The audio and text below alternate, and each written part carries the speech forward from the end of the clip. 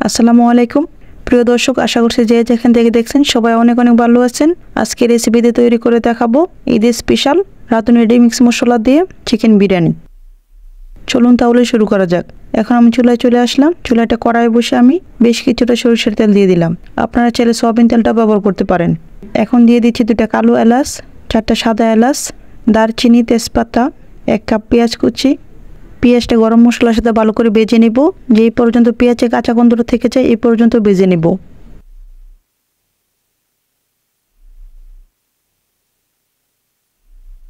এখন দিয়ে দিলাম আদা বাটা, রসুন বাটা, পেস্তা বাদাম, কাঠবাদাম, কালো গোলমরিচ, কাজু বাদাম, সবগুলো মশলা 1 টেবিল চামচ করে দিয়ে দিলাম।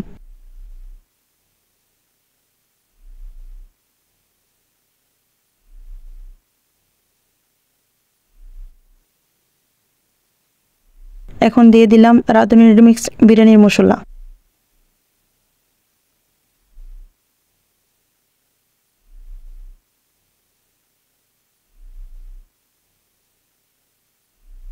এখন দিয়ে দিলাম 1 কাপ টক দই।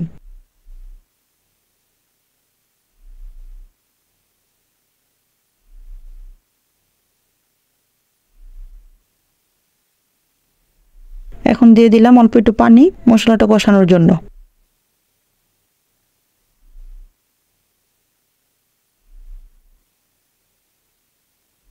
দেখতেই পাচ্ছেন আমার মশলা কষানো হয়ে গেছে। আমি এখানে আগে থেকে 2 কেজি গরুর মাংস ছোটো ছোটো করে ধুয়ে কেটে পরিষ্কার করে গেছিলাম, ওইটা এখন দিয়ে দিলাম। মশলার সাথে মুরগির মাংসটা ভালো করে নেড়ে চেড়ে সেট করে নেব। আমি কিন্তু মুরগির মাংসের মাঝে কোনো পানি দেবো না। এই পানি, মুরগির মাংস থেকে যে পানি উঠবে এই পানি দিয়ে কিন্তু মুরগির মাংসটা রান্না করা হয়ে যাবে। এখন মুরগির মাংসটা সিদ্ধ হওয়ার জন্য আমি ঢাকনা দিয়ে ঢেকে দিলাম। দেখতেই পাচ্ছেন আমার মুরগির মাংসটা রান্না করা প্রায় শেষের দিকে। আমি এখানে একটা লেবুর চিড় বড় করে স্লাইস করে কেটে রেখেছিলাম, ওইটা এখন চিপে দিয়ে দিলাম মুরগির মাংসের উপরে।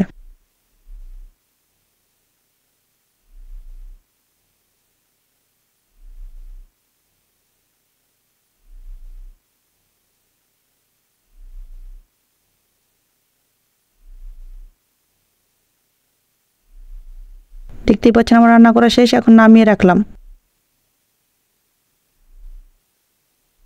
এখন আমি চুলায় বড় একটা ফ্রাই প্যান বসিয়ে দিলাম। আবার আমি দিয়ে দিলাম সরিষার তেল, দিয়ে দিলাম 1 টেবিল চামচ ঘি, 2টা সাদা এলাচ, দারচিনি, তেজপাতা,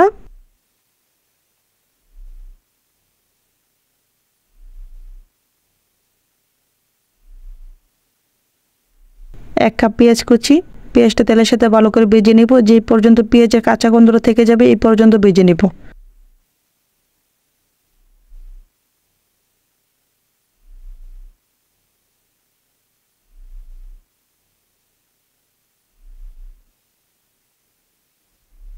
দিয়ে দিলাম রসুন বাটা, আদা বাটা 1 টেবিল চামচ করে। আবারও সবগুলো মশলা ভালো করে নেড়ে ছেড়ে মিশিয়ে নেব।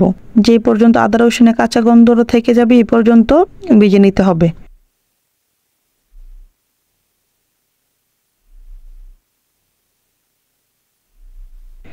এখন আমি আগে থেকে 1 কেজি পোলাও চাল আগে থেকে ধুয়ে পরিষ্কার করে সেঁকে রেখেছিলাম, ওইটা এখন মশলার উপর দিয়ে দিলাম। এখন চাউলটা হালকা করে ভেজে নেব।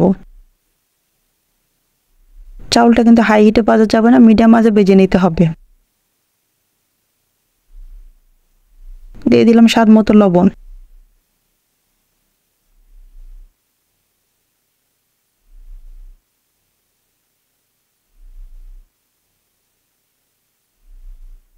আমি এখানে যেহেতু 1 কেজি পোলার চাল নিয়েছি তাই এখানে আমি 1.5 কেজি ফুটন্ত গরম পানি দিলাম। আপনারা যদি নর্মাল পানি ব্যবহার করেন তাই 1.5 কেজির উপরে একটু পানি দিতে হবে।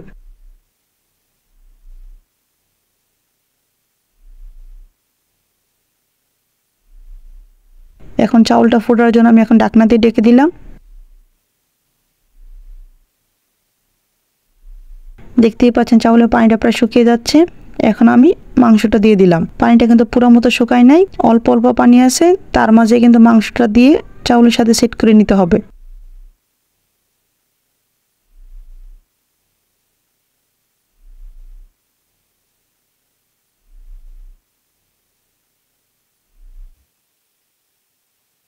যখন দেখবেন চাউলের সাথে মাংসটা সেট করা হয়ে গেছে তখন আমি 1 টেবিল চামচ ঘি দিয়ে আবারও ঢাকনা দিয়ে ঢেকে দিলাম। ঘি দিয়ে 10 মিনিট দমে রেখে দেব। এখন দিয়ে দিলাম কাঁচামরিচ আলু বোখরা।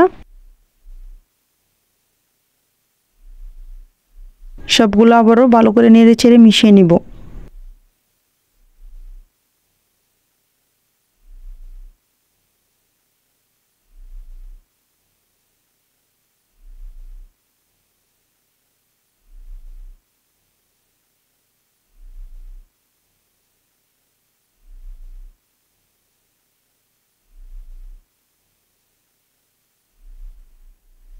দশ মিনিট দমে রেখে দেব।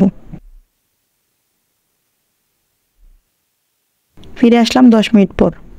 দেখতে পাচ্ছি আমার বিরিয়ানি রান্না করা হয়ে গেছে।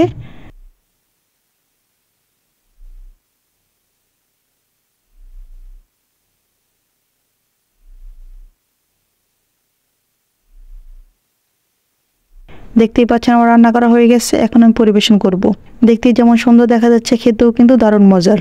আশা করছি আমার রেসিপিটা যদি আপনাদের কাছে ভালো লেগে থাকে, যারা ইউটিউব থেকে দেখছেন তারা আমার চ্যানেলটা সাবস্ক্রাইব করে দিবেন, আর যারা ফেসবুক থেকে দেখছেন তারা লাইক, ফলো এবং শেয়ার দিয়ে আমার পাশে থাকবেন।